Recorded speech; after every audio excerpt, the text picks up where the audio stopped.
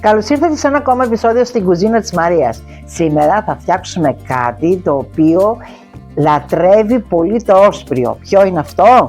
Φυσικά το μελιτζανάκι του τουρσί. Ελάτε να σας δείξω πώς θα το κάνουμε. Το πρώτο πράγμα που θα κάνουμε είναι θα πάρουμε μελιτζάνες σε αυτό το μέγεθος όσο είναι η παλάμη μου. Θα τις πλένουμε και θα αφαιρέσουμε το κοτσανάκι από πάνω. Θα τις κόψουμε και θα αφαιρέσουμε το κοτσανάκι και θα κάνουμε αυτή τη διαδικασία σε όλες τις μελιτζάνες που θα χρησιμοποιήσουμε. Αφού έχουμε κόψει τα κοτσανάκια, τώρα σε αυτό το σημείο, ακριβώς εδώ, λίγο πιο κάτω από τον κορμό της, θα την πιέσουμε, θα το βγάλουμε το μαχαίρι έξω και μέχρι σε αυτό το σημείο ακριβώς θα το κόψουμε στη μέση. Εδώ. Ταιριάζουμε τις μελιτζάνες στο κουπάκι που θα τις χρησιμοποιήσουμε για να υπολογίσουμε το νερό, για να μην είναι ούτε πολύ ούτε λίγο.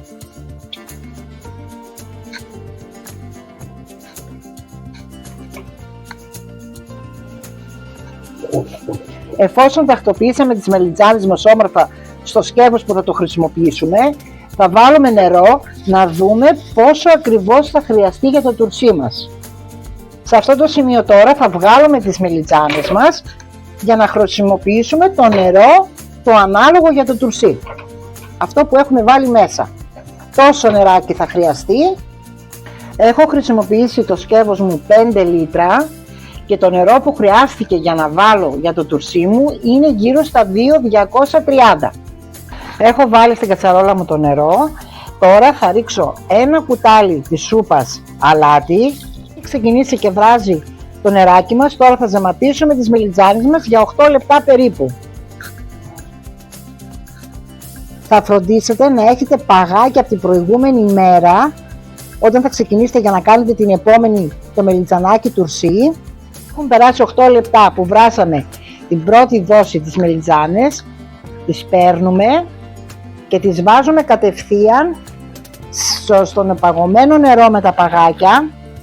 Θα φροντίσετε, όπως σας είπα, να έχετε από την προηγούμενη μέρα πολλά παγάκια και παγωμένο νερό, και ο λόγος που το κάνουμε αυτό είναι γιατί από το ζεστό που βγαίνει η μελιτζάνα και μπαίνει κατευθείαν στο παγωμένο, σφίγγει η μελιτζάνα και βοηθάει με αυτόν τον τρόπο όσο καιρό μετά διατηρούμε το μελιτζανάκι μας μέχρι να το φάμε όλο, δεν χαλάει. 5 λεπτά που άφησα τις μελιτζάνες μέσα στο παγωμένο το νερό με τα παγάκια, τώρα θα το βγάλω να τις στραγγίσω. Έχουν κρυώσει ήδη. Βλέπετε εδώ τα παγάκια μου έχουν λιώσει γιατί μπήκε κατευθείαν καυτή η μελιτζάνα. Θα φροντίσετε να έχετε πολλά παγάκια και τώρα αφού θα τις στραγγίσουμε μέχρι να κρυώσουν, εμείς θα ξεκινήσουμε να κάνουμε τη γέμισή του. Βλέπετε εδώ έχω βγάλει από το μπαξέ μου τα φρέσκα μου τα καροτάκια και τώρα θα τα καθαρίσω. Θα βγάλω το κοτσανάκι και θα τα καθαρίσω γύρω γύρω και μετά θα κάνω την επόμενη διαδικασία. Ενημερωτικά σας λέω ότι όσες φορές έφτιαξα το τουρσί μου να έχει μέσα και λάχανο, δεν ενθουσίασε τόσο η γεύση του όσο αυτή που θα σας δείξω σήμερα εγώ, μόνο με καρότα και κόκκινη πιπεριά. Αν θέλετε όμως εσείς και αγαπάτε το λάχανο, μπορείτε να βάλετε και λάχανο μέσα. Αφού πλύναμε τα καρότα μας και τα καθαρίσαμε εξωτερικά καλά, αφού τρίψαμε το καροτάκι μας και είναι έτοιμο, τώρα θα κάνουμε τις πιπεριές μας. Θα πάρουμε τη φλωρίνη όπως είναι και θα σας δείξω έναν τρόπο για να την κόψετε εύκολα σε μικρά κομματάκια.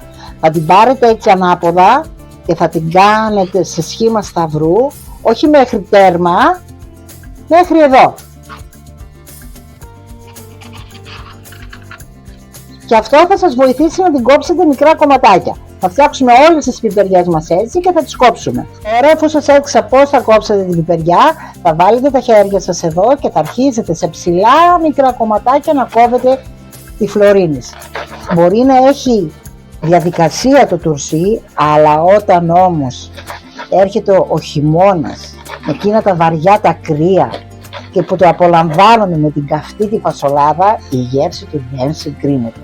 τότε θα πληρωθούμε φυσικά και για τον κόπο μας. Έχουμε κόψει τη φλωρίνη μας σε μικρά ψηλά κομματάκια και τώρα θα πάρουμε το σέλινο, αφού το έχουμε πλένει καλά, και θα κάνουμε την εξής διαδικασία.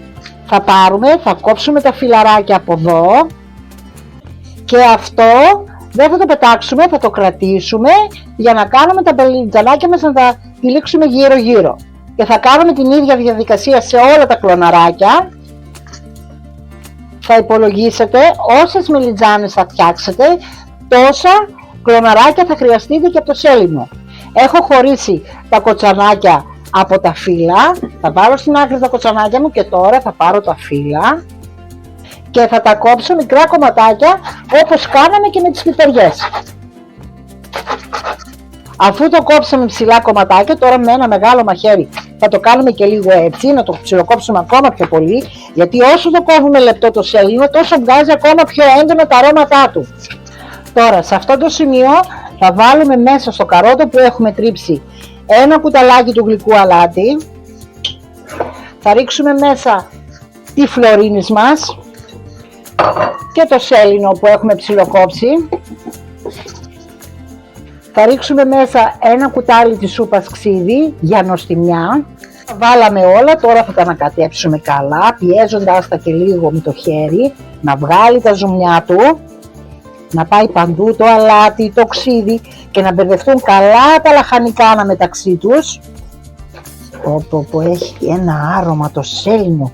Κοιτάξτε εδώ που την έχω αφήσει περίπου μία ώρα, τι νερό έχει βγάλει η μελιτζάνα μας, και φυσικά όταν θα πάμε να τη γεμίσουμε, δεν θα τη γεμίσουμε έτσι, θα την πιέσουμε και λίγο με το χέρι μας να βγάλουμε και ό,τι υπόλοιπο έχει από υγρά. Παίρνουμε μία-μία τη μελιτζάνα από την ανάποδη πλευρά και την πιέζουμε. Αν έχει υγρά, βλέπετε βγάζει λίγο νεράκι και θα πάμε να τη γεμίσουμε. Αφού έχουμε βγάλει τα υγρά της, τώρα ανοίγουμε από το σημείο που την είχαμε κόψει και θα τη γεμίσουμε. Θα το πιέσουμε και όλα και καλά. Θα πάρουμε το κοτσανάκι, θα το βάλουμε από κάτω, θα το δέσουμε, το σφίξουμε καλά. Έτσι θα φτιάξετε όλες τις μελιτζάνες σας. Θυμάστε στην αρχή που κρατήσαμε και μετρήσαμε το νερό με τις μελιτζάνες μου στο κουβαδάκι? Ήτανε 2.230 και θέλουμε για την άλμη μας να βάλουμε 7% αλάτι. Είναι το πιο κρίσιμο σημείο εδώ, να το κάνετε ακριβώς τα γραμμάρια που σας λέω για να πετύχει η άλμη μας στο μελιτζανάκι. Δηλαδή χρειαζόμαστε 150 γραμμάρια αλάτι και αν δεν έχετε τη ζυγαριά θα βάλετε 7 κουταλιές της σούπας αλάτι.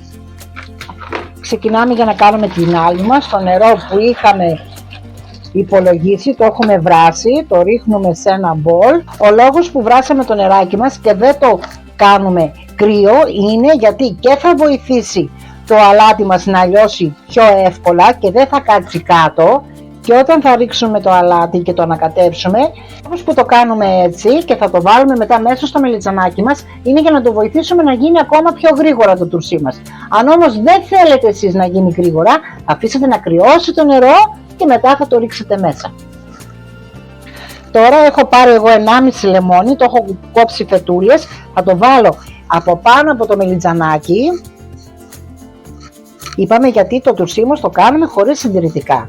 Και τώρα αφού έχουμε απλώσει τα λεμόνια μας, θα βάλουμε το ζεστό νερό σιγά σιγά μέσα στο μελιτζανάκι.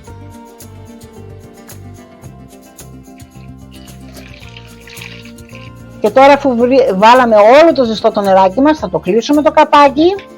Αφού κλείσαμε το καπάκι, αν ήσασταν εδώ και ακουμπούσατε λίγο το κουβαδάκι που έχουμε βάλει το ζεστό νερό, έχει έρθει ακριβώς η θερμοκρασία που πρέπει.